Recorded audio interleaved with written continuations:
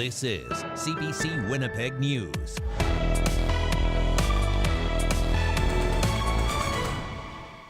Good evening. Thanks for joining us. Over the past 5 years, retail stores across the city have been spending more money on hiring Winnipeg police officers to protect against theft. That is, the businesses that can afford it. And one in particular is paying hundreds of thousands of dollars a month. The I-Team's Caroline Bargout reports. Have you ever noticed police officers at Superstore? Data obtained by CBC News shows Loblaw spends about $200,000 a month on them. The company says it's to deter thieves and protect staff and customers. Retail crime is on the rise in Winnipeg, but not everyone can afford to hire police to work in their stores. Or do you want the paste? Sarah and Renee Esperanza have run El Izalco Market for 24 years. You want pupusas? The Latin American store is in the heart of the West End, and that's come with a lot of challenges. Very much every day we have someone that comes, can you help me? Some people, they ask, can you help me with a glass of water or bottle of water or juice, whatever. Some people, they just come and snatch the packages and run. She says someone steals from her store every single day, totaling hundreds of dollars in losses a week. It's not enough to make an insurance claim, but is big enough to have an impact on her small business. One time, a guy even pulled a knife on her and demanded she open the till, but she didn't have much in it. It's 11 o'clock. How much money I could have in cash. So he put away the knife, he grabbed the drink, and he walked out. And then he tells me, you're such a cool lady. Since then, she's taken steps to protect herself, which she didn't want to share publicly for safety reasons. Data obtained by CBC News through Freedom of Information shows since January 2019, Winnipeg police have worked over 163,000 hours of overtime for the private sector, costing over $20 million. Over 43% of those hours were officers working at Superstore locations. It's through a program called Special Duty, which allows off-duty police to take on overtime shifts. They work security for Winnipeg Jets games, escort trucking and construction companies moving heavy equipment, or work in retail outlets to deter theft. Superstore says it's worked to keep customers, employees, and stores safe. It wouldn't say if the cost of officers is passed on to shoppers. Walmart is the second biggest retail client behind Loblaw. They started using special duty officers at their Winnipeg stores in 2022 and is now spending an average of $52,000 each month. Superintendent Dave Delal says the demand for officers has grown. Every year seems to be a record number of people trying to hire police, such that we really have to take a look, just like voluntary overtime, we have to take a look at whether we're causing officer burnout. Winnipeg police say reported incidents of retail theft have increased by 46% in 2024 compared to last year. And 2023 had the highest volume of occurrences in the past 10 years. They're going in brazenly. They're not worried about being caught. They're targeting specific items. In 2019, it was liquor. Now it's translated into our over retail business community. Inspector Jennifer McKinnon says the thieves are either trading those goods for drugs or firearms or selling them online through social media marketplaces. The Retail Council of Canada says these types of thefts are costing businesses up to $200 million a year and would like to see the courts cracking down on repeat offenders. Those organized criminals that are going in with an intended shopping list of items to steal that are highly convertible to cash on a resale market, those are the ones we're concerned about. Those are the tens of thousands of dollars that can maybe leave an electronics store, a grocery store, a home improvement store every week. The province partnered with police to pilot an anti-theft initiative that placed dedicated officers at retail hotspots in the West End, Osborne Village, and downtown areas. That program ends in October, and since the officers are all on overtime, there's concern it's not sustainable long-term. Justice Minister Matt Weave says the government is looking at other possible solutions. How can we engage security, private security, to be properly trained and maybe fill some of these gaps that we've seen that have been created by underfunding to law enforcement. Esperanza has seen a difference since officers began patrolling the West End. and she'd like to see them stay. Caroline Bargout, CBC News, Winnipeg. If you have a tip for our I-Team, call our confidential tip line at 204-788-3744 or email iteam@cbc.ca.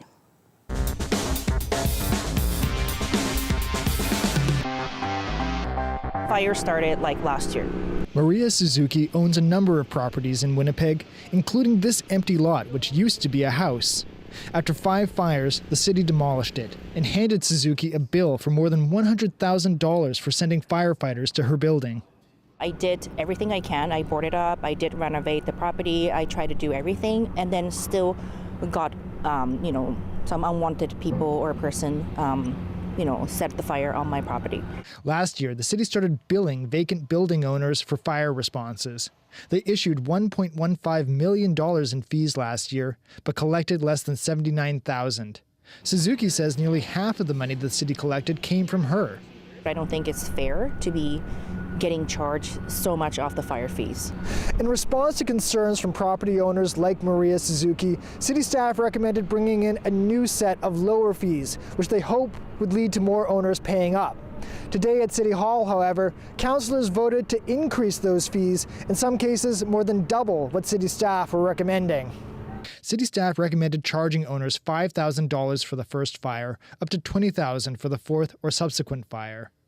The Executive Policy Committee voted to raise those fees to $10,000 for the first, up to $50,000. John Prostansky, a former city councillor, is a lawyer representing 4 property owners, including Suzuki. He says the penalties re-victimize owners. Why are they punishing them twice? What they should be doing is focusing on the long-term vacant buildings that the city knows there's no motivation to renovate. Councillor Evan Duncan says the city needs to crack down on those who are not taking care of their properties.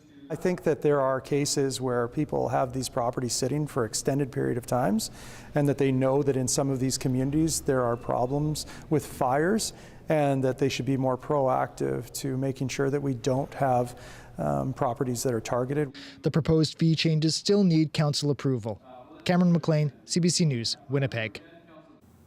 A Winnipeg business owner is taking a different approach to dealing with thieves after 2 teens were caught on camera stealing. Instead of calling police, he's giving them a chance to make it right. CBC's Felicia Adam has more. This restaurant on McPhillips Street has seen big problems with break-ins. The owner, Ravi Remembrance, says one happens every other day, and one of the most recent ones happened just last week. But this time, the owner didn't call the police. Instead, he reached out to community. 2 young guys came in, and we all kind of thought they were young adults that came in. So Remembrance took to Facebook. He showed the boys with stolen beer in hopes of finding out who they were.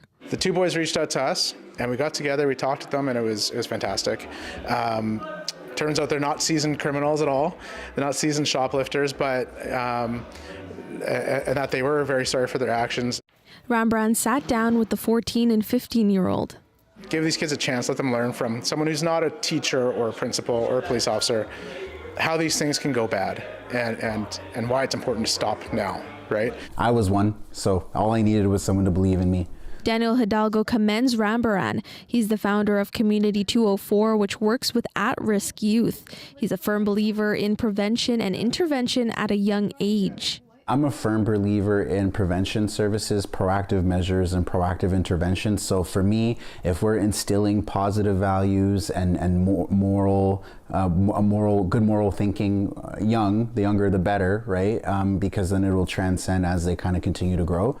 Remembrance says the teens understand the gravity of what they did and are now volunteering with him at his restaurants. Felicia Adam, CBC News, Winnipeg. Let's bring in weather specialist Riley Lachak. Riley, nice to see you again. I was off on location yesterday, so thank you for holding things down here. A windy day yesterday and another one today, my goodness. Another breezy one today. We're looking at another couple days yet, at least, of some breezy conditions, Brittany. So I'll start big picture. Here's why. We have this area of high pressure south of the border, a bit of a ridge building in the jet stream here, allowing some of that warm southerly air to flow into the southern prairies. That is also kind of clashing with this area of low pressure off the Pacific coast, bringing some breezy conditions, particularly to parts of the prairie provinces and certainly to us here in Manitoba today. But what that high pressure has done is really cleared out our skies across southern Manitoba. Bit of instability starting to make its way into northern Manitoba. This will impact places like Thompson through Flin Flon as we get into the overnight period tonight. So tonight in Winnipeg, we're looking at south winds 20 gusting to 40 down to 8 overnight tonight, just to give you a sense. Usually we should be for a daytime high at 10 degrees. Starting at 9 tomorrow morning with a sunny sky and winds gusting out of the south up to 50 through the afternoon hours tomorrow, Brittany. 19 tomorrow afternoon. I'll let you know when I come back how long temperatures like these stick around. All right. Thanks, Riley. You're welcome. Well, we have more local news straight ahead after this short break. You're watching CBC Winnipeg News. Stay with us.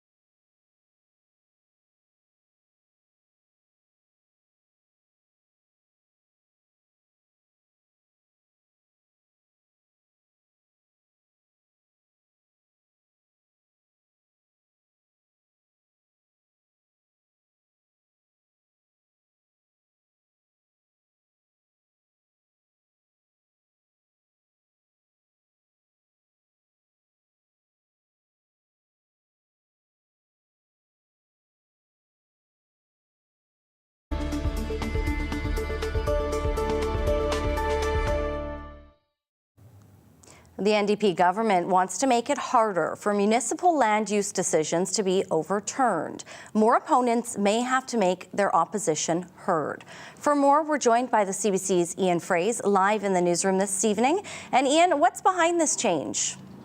Well, the feeling that it's too easy to oppose zoning bylaw changes. All that's needed now is 25 people to register their opposition. That triggers a municipal board hearing, and in some cases, that unelected board are reversing the decisions of a municipal council. It happened 2 years ago in Charleswood. A nearly 200-unit apartment approved by Winnipeg City Council was squashed by the board. Winnipeg Mayor Scott Gillingham says increasing the number of objections from 25 people to 300 is the right move. Been on record for years now saying that 25 signature threshold was far too low, and it was really it was delaying development within the city of Winnipeg. I know that there were projects that, as a councillor, I approved that would have been transformative with a small number of signatories. That matter went to the municipal board. The municipal board overturned it. This threshold to get a municipal board hearing is lower in communities with a population below 6,000 people. It will be 100 objections or 5% of the population, whichever is higher. Of course, this bill still needs to pass in the legislature. All right, and so meanwhile, Manitoba is making the RSV vaccine free of charge to some people that are at high risk, but the province isn't extending that coverage as much as some people would like. So what's changing? Yeah, those over 60 and living in long-term care, they will get this RSV vaccine for free. It protects against a viral infection, which can cause serious illness in some people. But the province still isn't offering high-risk groups like infants and those who are pregnant the same RSV vaccine recommended by a federal agency. The province offers a free vaccine for some young children, but not the recommended one. At the same news conference, the government urged people to get vaccinated against the flu and COVID-19. Only a quarter of Manitobans or less got either of these vaccines last winter, and the government wants to increase those numbers. Brittany. All right, that's CBC's Ian Fraze. Thank you, Ian. Well, as the country aims to hit its net zero emissions target, wind and solar energy installations are on the rise in Canada. But all those new solar panels and wind turbines also raise questions, including what to do with them when they reach the end of their lifespan. Paula Duhacek explains. This panel is no longer useful. Inside this warehouse are thousands and thousands of old, busted up solar panels. I call it the big green elephant of renewable energy. Is the waste material. Dan Carochi has spent years installing renewable energy infrastructure. His new venture, figuring out how to dismantle and recycle it when it doesn't work anymore. Renewable energy is a new waste stream. We need to get future ready in order to manage that waste so it doesn't end up in landfills or orphaned. Some provinces are mulling how to bring these materials into their recycling systems, but coordinated programs and facilities are rare. That has some companies thinking about how to turn that trash into treasure.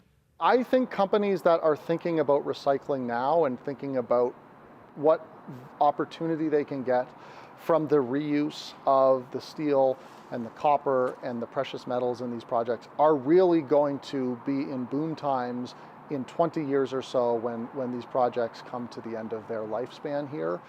According to the University of Ottawa's Smart Prosperity Institute, by 2050, the country will be dealing with at least 365,000 tons of expired solar panel waste and 4.5 million tons of waste from wind turbines. And then what we're doing is we're creating other environmental problems while trying to address the climate problem. We need to move fast on climate, but we need to make sure we're not creating additional problems along the side of it. What you can see here is just a fraction of what we've collected from various projects. As for Dan Carochi, he's not waiting around.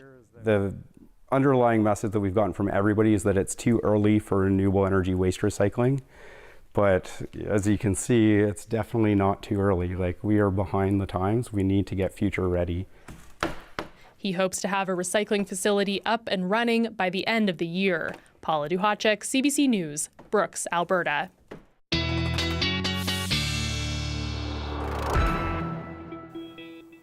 Riley's back now. And Riley, it's still that time where I don't know what to wear. I take the dog out for a walk in the morning. I need gloves. I almost need a toque. And then it's warm by the afternoon. There was even, it looked like some frost on the barbecue the other morning. Yeah, a couple mornings ago, yesterday morning actually, we did see some frost actually getting down. I know we're looking back to yesterday here, getting down to -7 yesterday morning in places like Brandon. Not as cool for the next couple of nights, at least here in the Red River Valley, but we are looking at some cool conditions through parts of the west tonight once again. Not below zero. We'll talk about it.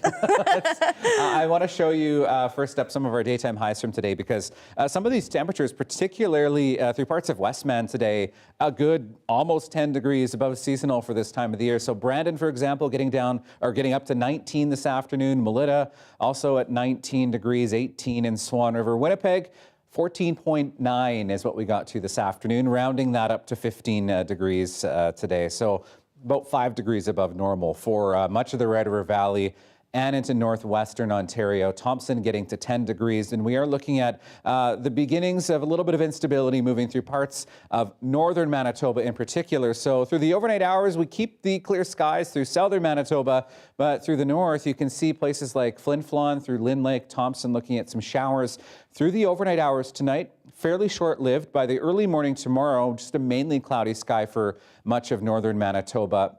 Along the Hudson Bay coast, though, that's where we'll see the best chance of some rain through the day on Thursday. Not talking a soaking rain, but certainly we are looking at maybe a couple of millimeters as we get through the day on Thursday for parts of northern Manitoba. Then we see the leading edge of that system, that area of low pressure that is forming west of us. That will start to move through the province as we get through Friday.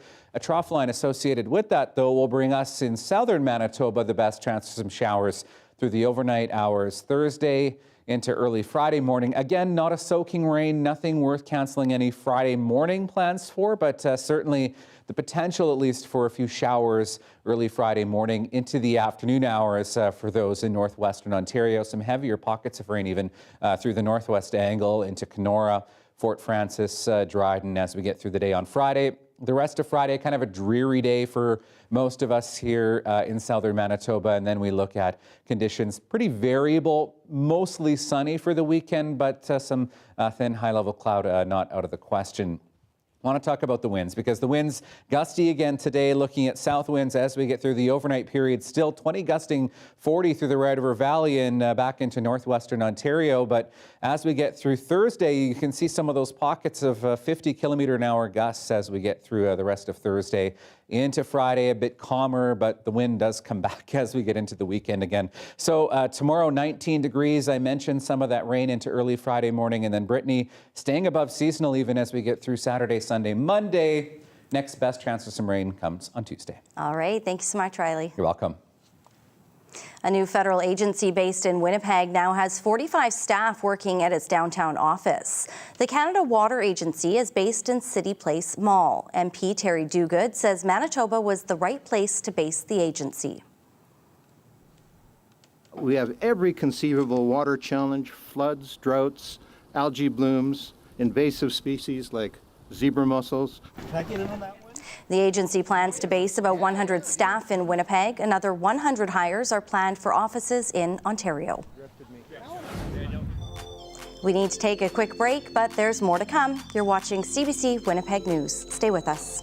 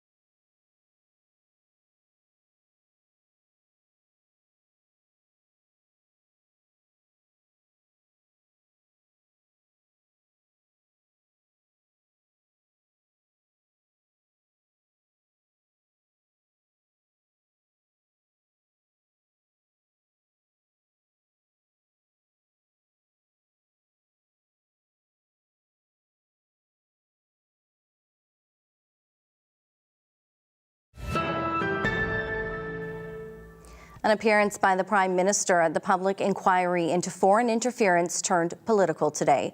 Justin Trudeau testified he's been given the names of Conservatives who are somehow involved in foreign interference. The CBC's Ashley Burke has more on the comment and the reaction. A high-profile public appearance that turned highly political. I'm getting a little more partisan than I've tried to in this case, but it is so egregious to me.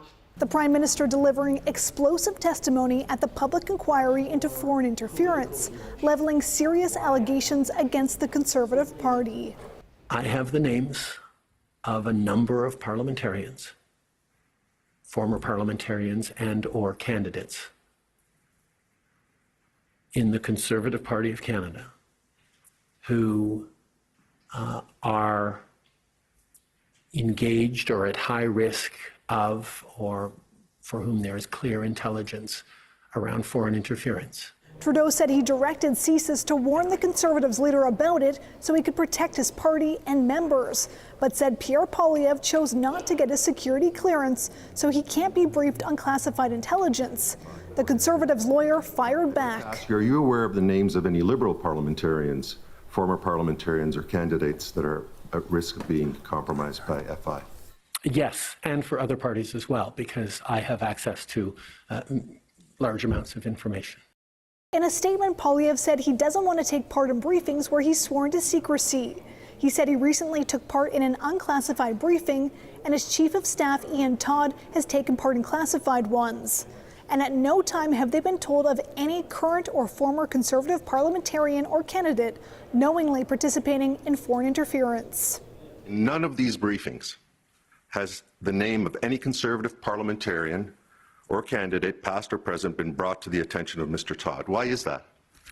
You'd have to ask CSIS for that, but my supposition is that Mr. Todd is not the one who is responsible for determining what candidates can run or not for the Conservative Party of Canada. Poilievre is now calling on the Prime Minister to publicly release the list of names, and is accusing Trudeau of trying to distract from members of his own caucus, saying that it's time for him to go. Ashley Burke, CBC News, Ottawa. The Prime Minister also shed new light today on the bombshell revelations made by the RCMP this past holiday Monday. The Mounties say they had credible evidence that Indian agents played a role in widespread violence in Canada. Justin Trudeau appeared before public inquiry today into foreign interference, as you just saw, and he said the RCMP spoke when it did in an effort to stop the violence. The decision by the RCMP to go forward with that announcement was entirely anchored in public safety and a goal of disrupting the chain of activities that was resulting in drive-by shootings, home invasions, and violent extortion and even murder. Israel is again targeting Beirut in its conflict with Hezbollah. Airstrikes hit the city's southern suburbs for the first time in 5 days. Strikes are also targeting southern Lebanon.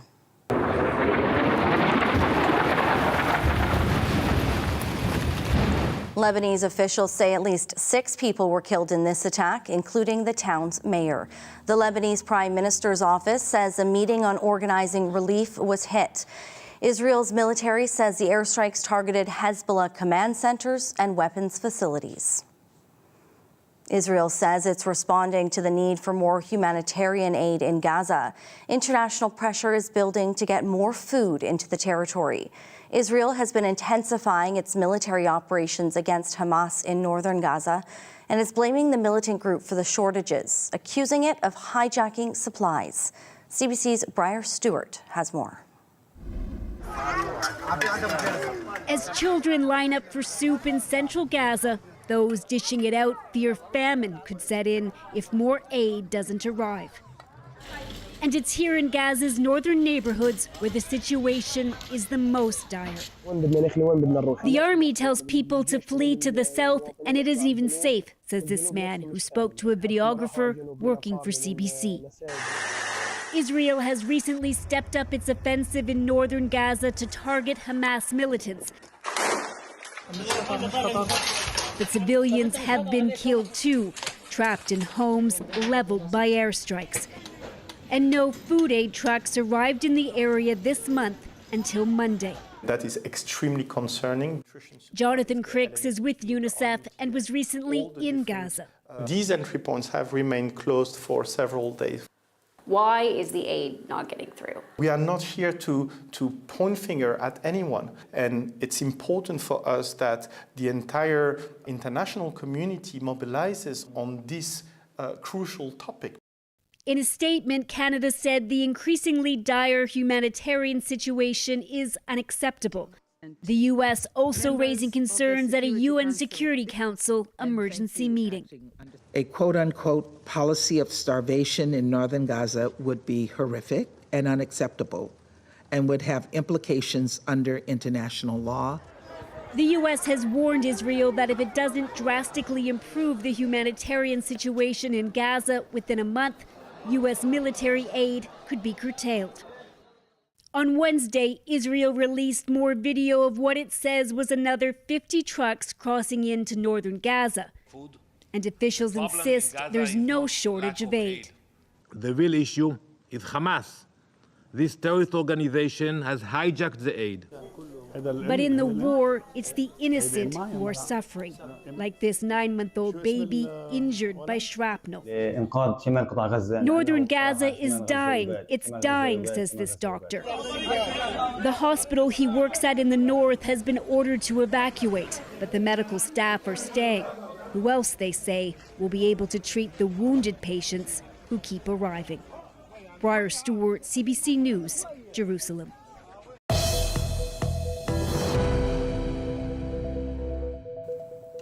Toxic blue-green algae is plaguing Canada's lakes. It's not just a nuisance, but a dangerous threat. And climate change is likely to make it even worse. CBC's Jayla Bernstein joined scientists out in the field earlier this summer to see an innovative solution being tested on Lake Erie. So we bring the raw water in. At this water treatment plant, Rodney Bouchard takes us to his first line of defense, protecting the water they send to 4 municipalities and to the largest concentration of greenhouses in North America.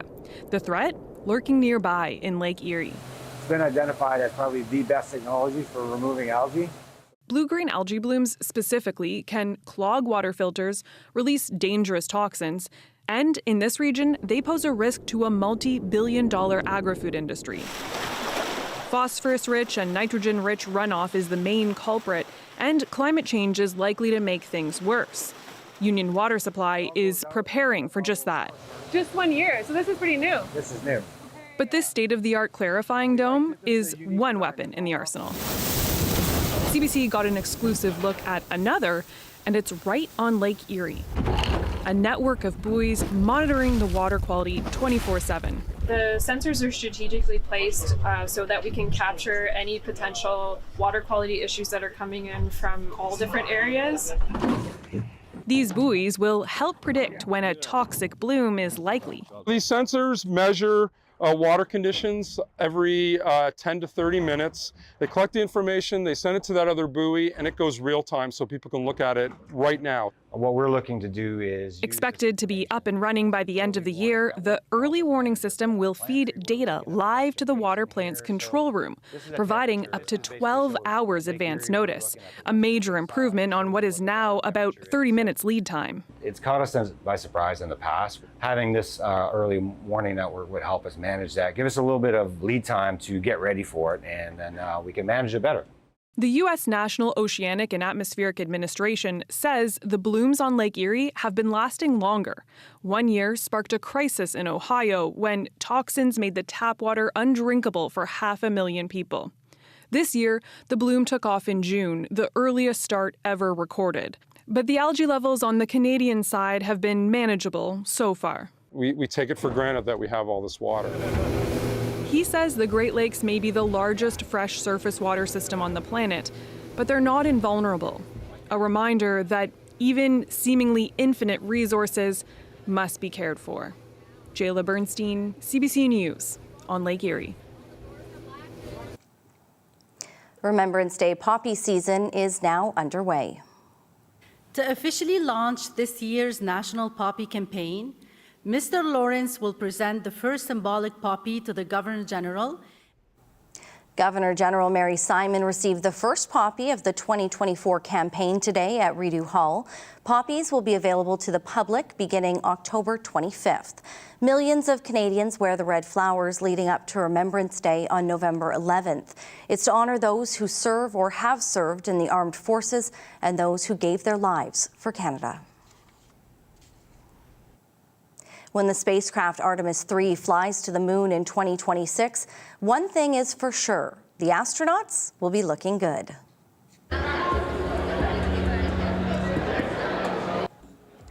The luxury brand Prada unveiled the design of spacesuit that's to be used in the first astronaut moon landing since 1972. Prada worked with Axiom, a privately funded U.S. space company, to make a suit that can withstand the extreme temperatures of the lunar South Pole.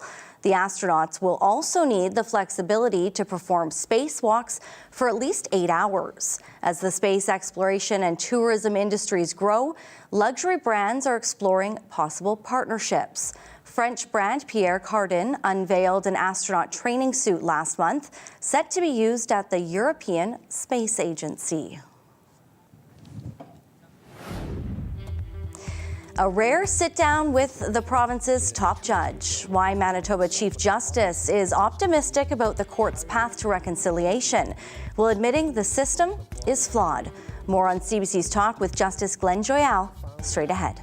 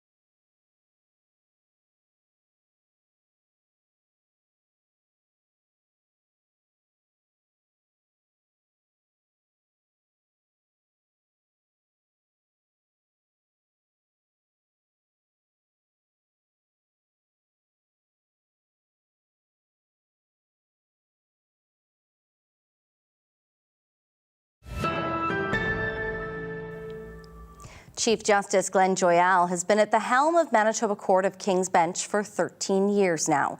This summer, he presided over one of the country's most high-profile cases. He sentenced convicted serial killer Jeremy Skibitsky in the murders of Rebecca Contois, Morgan Harris, Mercedes Myron, and Mushkade Bishake Ikwe Iban, or Buffalo Woman. Marcy Marcusa sat down with him in his courtroom this week to talk about reconciliation, delays in the court system, and the escalation of petty crime and youth violence in Manitoba. I want to start with the Skibitsky sentence. Yeah. With so much at stake in delivering that sentence, what was going through your mind? Well, first of all, I can't get into too much detail about the trial itself, but I'm happy to talk about the surrounding circumstances. I'll talk about Skibitsky insofar as it was what I think characterized before as a bit of a metaphor for all of the horrors and the phenomena that was touched upon in the missing, murdered Indigenous women and girls inquiry. So it was clearly the focus of many people. We were dealing obviously first and foremost with a criminal trial, and I'll get to the sentencing in a second, that needed to provide for the accused person due process. That's the first and foremost obligation and rule of a judge and a jury and all court participants. So we did that, and hopefully we did it successfully. But also, a trial doesn't have to just be fair. It has to be fair, but it also has to be respectful. Fair and respectful both to the accused person, but also to family, to friends, and to the broader community. Now, who's the community in this instance? Well, it's obviously the Indigenous community, who were highly and acutely engaged, but so too was it the broader Manitoba community, who was, I think, deeply, profoundly affected by this case. So when it came to the sentencing, there was obviously a need, in my view, and the need of all the participants, including the Crown and including Defense Counsel. I want to give Defense Counsel their due as well. They were very willing to collaborate with all the court participants to ensure that the process of the sentencing, like the process of the trial itself, was validated or legitimated in a way that made the broader public, including the Indigenous community, feel, perhaps for the first time in a long time, that we were trying to integrate, absorb some of the Indigenous legal practices, traditions, and symbols that had meaning for them. So what was going through my mind wasn't simply the act of imposing what I had to do as the sentence, which was largely predetermined by law, but it was also to legitimate a process for the broader public that needs to trust our system. And I was thinking a lot about that, as I know both parties, the accused and the Crown, was. So I want to ask you more about that balance, because obviously in that case, many in the Indigenous community and in Manitoba overall, thank you for your language, for your message, in how you handled the sentence, the words you chose. Now, on the other side of things, and there was the acquittal of Robert Jeffrey Morden this year in the death of Headingley and William Walter Amo. Now, following that, the now late AMC Chief Kathy Merrick called this, quote, a gross miscarriage of justice that perpetuates systemic racism and, quote, contravenes the basic principles of our basic human rights, safety, justice, and equity for First Nations people under the law. How do you achieve the goals of reconciliation in the justice system, as you were just talking about, which is supposed to be impartial? How do you do both things in a province where you see the community reacting and leaning in on every verdict in such a way? Well, I had nothing but profound respect for Grand Chief Merrick, but I don't want to talk about her characterization or her assessment of that case. That would be inappropriate for me to do. So I don't want my answer and my silence about that case to be seen in any way as an endorsement of that view. The system itself is flawed, and we're going to make mistakes. And I've recently presided in cases where miscarriages of justice were identified, appropriate apologies and comments were made. But those were cases that were identified as that. We have to be careful, and I'm not suggesting Grand Chief Merrick was anything but careful, because she was a passionate and deeply engaged woman. But we have to be careful about not simply taking a verdict that we're not happy with and dissecting it as necessarily a miscarriage of justice. Such cases exist, such cases will continue to exist, hopefully minimally, and we can chat about that if you want. But if we're talking about more broadly speaking, and I think this is what I take your question to be about, this is really what I think it should be about, insofar as my capacity to answer it, is about systemic trust. What do we do to gain the trust of Indigenous leaders. And keep the trust. Because of course what we're talking about here is if there is sort of a push-pull. A push-pull at every verdict. Yes. How do we overall maintain that trust throughout? Well, the push-pull is always going to exist because we do have a responsibility in our system of justice to ensure that accused persons, if we're talking about the criminal realm, but we can talk about any area of realm, to provide a fair trial. And what is a fair trial? It means ensuring that due process is properly afforded to everybody. But I like the phrase fair and respectful trial, because fair and respectful doesn't just involve something being fair and respectful to the accused, but it has to, obviously, but it also involves a degree of respect and what I'll call this new phenomenon, this trauma-informed approach for victims and families and for the broader community. If we can do that and go beyond a simple assessment about the verdict or the result, I think we will be doing our job to legitimate the process that we offer up. But I think it takes more than that. I don't want a situation, Marcy, where our level of trust as it's being assessed by any one community is dependent upon the result in a given case. Otherwise, we're effectively no better and no worse than what we're doing to obtain or not obtain the approval of a given community. So if not that, what do you need to change in the system to achieve that level of trust? Well, we have to ensure the process is credible, that the process is something that communities, including the Indigenous community, can endorse. They have to feel, to the extent in the criminal realm, for example, because we could get into some of the areas that they're now themselves going to be, I think, adjudicating and taking control over. But if we're talking about the criminal realm, to the extent that we're dealing with perhaps a disproportionate number of Indigenous participants, we have to make them feel like they're part of it, that we're engaging with them and we're incorporating, integrating, and otherwise understanding legal traditions. So CBC is an example of what, and we have to be humble about it, what we attempted to do, but we want to normalize that. So back to your original question, what can we do? Well, we as an institution can, and I think have done a great deal. It's not enough, but we're starting. We have in the Court of King's Bench a committee called the Trust, Reconciliation and Access to Justice Committee, TRAC for short. I announced this, I think, in 2017 at the call to the bar. One of the first courts in the country to do this, and it really does act upon the calls to action of then Senator Murray Sinclair.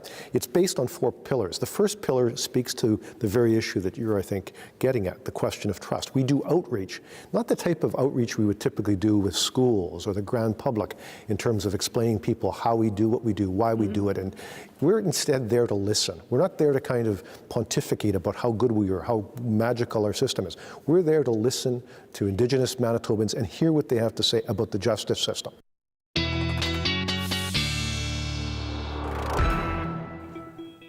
Riley's back now. And Riley, those mornings getting cooler, crisper. Those leaves are all over the ground now as those colors are changing. Someone mentioned today, it almost kind of sounds kind of spooky when you're walking in the dark and the leaves get the crunchiness rustling around.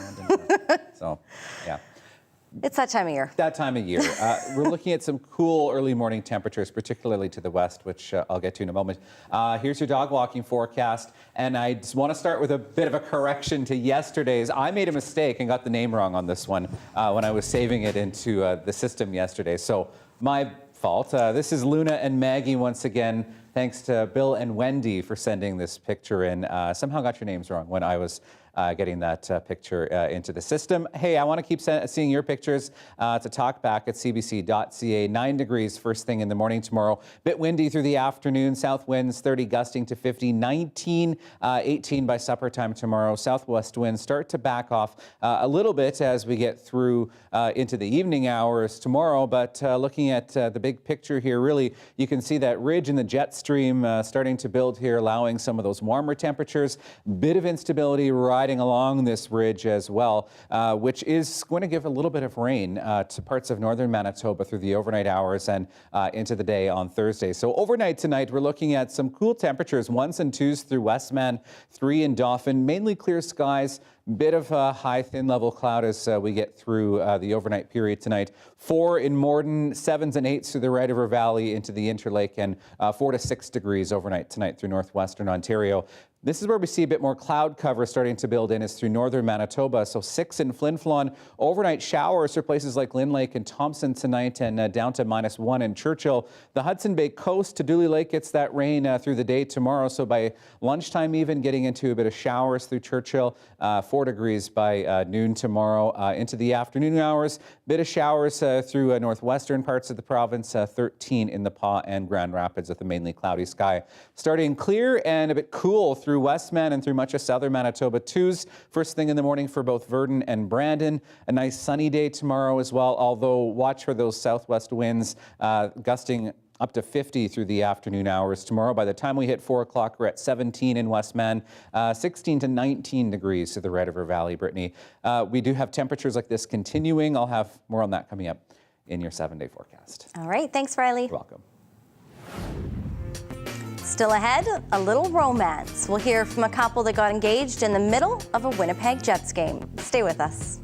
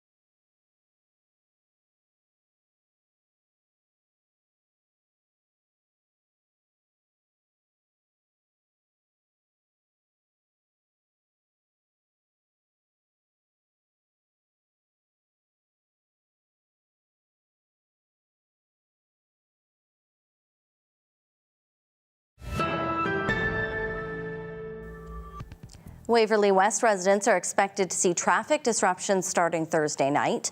A road closure will be in place to allow the delivery and assembly of the new interim modular fire paramedic hall. The fire station will be assembled at 130 Eaglewood Drive. The city says southbound lanes of Eaglewood, starting from Skyline Drive to the Element on Eaglewood Complex entrance, will be closed until Saturday night. Southbound traffic will be routed down the left side of the north lane for the period of the closure. Residents are being asked to avoid the area while the work is underway.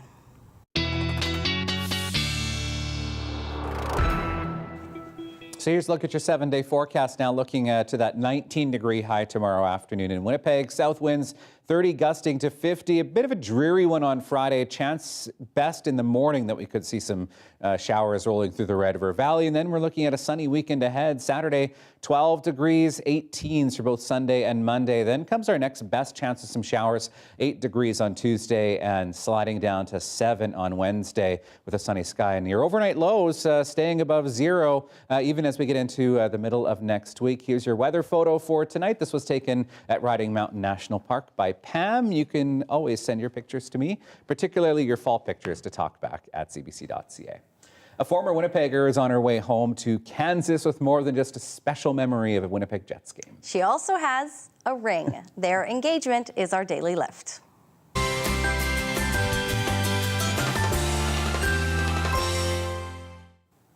Jets fan Barbara Higgins and her longtime boyfriend, who's a Minnesota Wild fan, Brad Daniels, were at Sunday's game where he planned to pop the question. It's something he'd been planning, Riley, since May. So Daniels says he arranged with True North to have the couple pick to play a game, and at the end, the ring would be revealed. I was really surprised. I had a slight inkling it was going to happen, but I didn't know then, like at that point. But as soon as I saw the ring, I was like, holy cow, this is really happening. So Daniel says even though True North and the Jets were amazing to work with to pull this all off with the proposal, he won't be switching his team anytime soon. The bride-to-be says they may incorporate hockey jerseys into their wedding reception. Barbara, Brad, congratulations. Yes. Nice ring, too. Well done, Brad. No kidding. That's quite the ring and quite the proposal, something that I would not be able to pull Maybe off. Jets jerseys on them both at the altar? I don't know. I don't think Brad's going to be into that one. Well, big congratulations to you both. Stay warm this evening and tomorrow morning if you're out walking that pup, and we'll see you back here at 6 o'clock. Have a great night.